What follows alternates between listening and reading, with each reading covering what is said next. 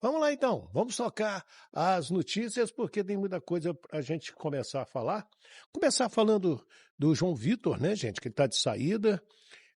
No domingo, o técnico no sábado. No sábado, domingo, no domingo. O técnico Fernando Diniz disse que não sabia que ele iria sair, que ele não tinha falado nada, que contava com ele, mas ao longo da semana a coisa evoluiu. E as últimas informações é que ele já está praticamente vendido para o CSKA da Rússia e 5 milhões de euros, cerca de 30 milhões de reais. Eu não sou muito de dar opinião, eu quero a sua opinião. Tá certo, João Vitor? A informação de domingo do meu amigo André Hernan, de que a pedido da família, que ele está deixando o Vasco da Gama. Mas a briga dele com a torcida realmente não teve perdão e o Vasco, ao meu sentir, perde um bom zagueiro. Vai lá para o futebol da Rússia, do CSKA, e olha, e se não se adaptar lá, ele vai voltar para o Brasil e vários clubes vão atrás dele. Anota aí o que eu estou falando. E com isso o Vasco vai em busca do zagueiro Carlos Cuesta, do Galatasaray. O Vasco tentou inicialmente trazer por empréstimo, mas o Galatasaray não, ou compra ou deixa ele aqui. E agora, com esse dinheiro do João Vitor, o Vasco deverá comprar o zagueiro Carlos Cuesta, que é da seleção colombiana e que viria para ser titular. Eu já vi esse zagueiro, ele é muito bom zagueiro, diga-se de passagem, e seria uma contratação muito interessante para o Vasco da Gama.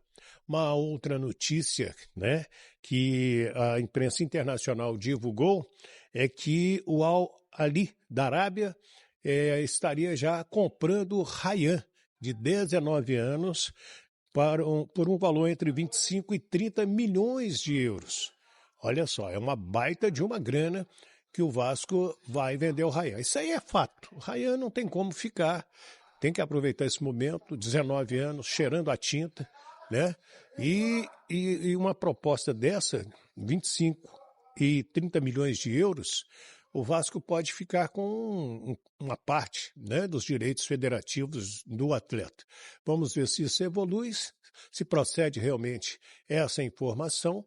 O que a gente sabe desde o início, inclusive a entrevista do Admar Lopes, é de que ele tentaria segurar o Rayhan até o final do ano, até a dezembro. Agora, tem que saber se vai conseguir, se o garoto vai embora agora, como que vai evoluir. Mas essa é a informação. O Al Ahly da Arábia levando o Rayhan por 25 ou 30 milhões de euros. A gente vai ter que voltar nessa notícia também, porque ela é muito importante. A gente trouxe detalhes da Copa do Brasil, estamos aguardando a tabela oficial da competição para saber as datas de Vasco e Botafogo. Primeiro jogo em São Januário, segundo jogo acontecendo no estádio Newton Santos. Os dirigentes do Vasco dizem que não abrem mão de jogar em São Januário na Copa do Brasil. E tem agora pela frente o Santos, time do Neymar, e vai acontecer no domingo, no Morumbi. Esse jogo não será na Vila Belmiro, será no Morumbi, e o Santos vem embalado pela vitória que teve em cima da equipe do Cruzeiro. Para esse jogo, Verratti está fora. E na lateral direita volta o Lucas Piton. Então, isso aí vai acontecer na equipe vascaína. Torcedor, tem novidade pintando aí, até anotei aqui. A SPE já está constituída, Azevedo. O que é a SPE? Eu explico. Sociedade de Propósito Específico. É uma sociedade formada com um objetivo específico: receber os recursos e gerir os mesmos durante a reforma de São Januário. Tinha gente falando bobagem por aí. Aliás, a internet tá cheio de gente aí falando um monte de bobagem, que o Vasco já tinha vendido a empresa para uma outra empresa que ia negociar, que ia assumir. Gente, o Vasco tem total controle da sociedade de propósito específico. Acabou a reforma, prestou contas, pum, fecha a empresa. Simples assim. Ela foi criada para tratar única e exclusivamente da reforma do nosso estádio em São Januário. Isso é uma bola dentro, um golaço da diretoria que não tem nada a ver com quem contrata jogador para o time, nada disso. Está capitaneado, inclusive, o projeto está à frente. O Renato Brito Neto, ele que é o segundo VP geral do Vasco, ele está debruçado nesse tema aí, porque é um tema que você precisa ter transparência, ter lisura, porque o tempo todo você é cobrado, o poder público vai estar em cima do Vasco. Claro, potencial construtivo é uma concessão. O Vasco tem que prestar conta desse recurso. Agora, o próximo passo é vender. Lembrando que no dia 15 de setembro esgota o prazo do possível comprador, do potencial comprador do nosso potencial construtivo. Tomara que dê tudo certo e que tenhamos um estádio aí com 40, 45 mil lugares. Vai ser fantástico, fantástico. O torcedor merece um estádio lindo como o de São Januário. Antes de falar da Copa do Brasil, BEP liberou São Januário, isso aí, porque Vasco e Botafogo vai acontecer lá. E a CBF confirmou, né? O Vasco jogando com o Botafogo por conta dessa liberação do BEP às 9h30 da noite, no dia 27 de agosto, que é uma quarta-feira. E numa quinta-feira, dia 11 de setembro, o jogo Botafogo e Vasco, Newton Santos, também às 9h30 da noite. O Fluminense, nesse jogo de volta, ele joga na quarta, no dia anterior, no Maracanã, às 7 da noite. Mas o fato é que o Vasco não abriu mão de jogar em São Januário. Cara, ontem conversando com alguns amigos, até um grande amigo meu agente, né, o Bernardo German, e o próprio Rei Krause, ele estava no grupo lá do nosso Na Conta KTO, batendo papo, e falou, pô, Fabinho, mas o Vasco vai jogar em São Januário, vai abrir mão de jogar no Maracanã, ter a receita de bilheteria, de bares, de estacionamento, enfim, tudo que envolve um espetáculo, né, as lojas e tudo. E eu falei para ele, o problema é o seguinte, vamos fazer uma conta. Se o Vasco jogar no Maracanã, pagando todas as despesas, renda alta, receitas e tal, cara, não vai trazer para casa 3 milhões e meio, 4 milhões de reais. Porra, meu irmão, eu duvido, mas vamos botar 4 milhões de reais, porque é só num jogo. Se o Botafogo mantivesse o da volta para o Maracanã, ou o Newton Santos, é dele a renda. Ah, mas divide. Vamos fazer uma conta de 4 milhões limpos. O Maracanã joga uma pressão em cima do Botafogo, como joga em São Januário? Não joga. Cabe mais gente? Claro que sim, 3 vezes mais do que cabe em São Januário. Mas a pressão é maior jogando no território hostil.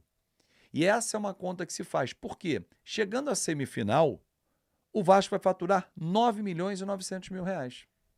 Então faz sentido jogar em São Januário, mesmo que para menos gente. Faz. Porque a pressão vai ser muito maior. Falando em pressão, e aí é particular, é individual, e eu não vou julgar, porque não cabe julgamento na minha avaliação, mas o João Vitor se sentiu pressionado por tudo que aconteceu e ele está indo embora do Vasco, acertando com o CSKA 4 milhões e meio de euros, com o Vasco mantendo ainda um percentual para uma futura venda, e sempre a futura venda é um mais-valia, tá, torcedor? Então vamos arredondar, o Vasco vendeu por 5 milhões de euros para o CSKA, o João Vitor, ele performa, daqui a 1 ano, 2 anos, ele é vendido por 15 milhões de euros para um outro clube, porque as negociações internamente elas sempre rendem muito mais do que saindo do Brasil. E em cima dos 10, que seria um êxito, é um mais-valia, é que o Vasco tem 20%. Então, deu 10 de lucro na operação, mas tem 2 milhões a mais para receber em relação ao João Vitor. Foi um excelente negócio? Não teria como ser. Mas foi um bom negócio para ambas as partes, apesar do Vasco não querer negociá-lo. Mas foi um desejo dele, em comum acordo com a família. E ele está totalmente no direito dele, siga a sua vida e seja feliz lá no CSKA. Vai estar trazendo o Carlos Cuesta, né, o zagueiro colombiano, para a vaga do João Vitor. Precisa buscar mais um zagueiro? Até ontem na live eu estava achando que não, mas fazendo a conta, para não ficar dependente do Maurício Lemos e ele até não jogar. Ah, mas o Thiago Mendes faz a função, o Gumora pode fazer. Eu traria mais um zagueiro. Mas eu daria mais chance para o Luiz Gustavo, por exemplo, na zaga. Vamos ver se o Fernando Diniz vai fazer isso. O João Vitor já não joga domingo, né? Se a operação fechar hoje ou no máximo amanhã, não tem nenhum sentido. O Barros, que ontem foi regularizado no BID, está no BID da CBF, vai viajar com a delegação, vai ser relacionado, o que não faz nenhum sentido ele não ser, porque pediu tanto para que ele viesse. Acho que perdem espaço e vão buscar novos caminhos, Esforça e Matheus Carvalho, Cocão. Esses dois jogadores perderam totalmente espaço com a volta do Barros e com a chegada do Thiago Mendes. Thiago Mendes, Jair, Barros, Paulinho, Esforça, Cocão, é muita gente para duas funções. Hugo Moura, Tietê, esquece. Então, Hugo Moura, Tietê, titulares. Thiago Mendes, Jair e Barros, aqueles caras vão ser utilizados sempre. Para que Esforça e Matheus Carvalho? Tem que vender. E as propostas vão chegar e o Vasco não vai se opor. E que eles sejam felizes. Acho até que o Esforça foi subaproveitado no Vasco. Esse garoto tem potencial, mas vida que segue.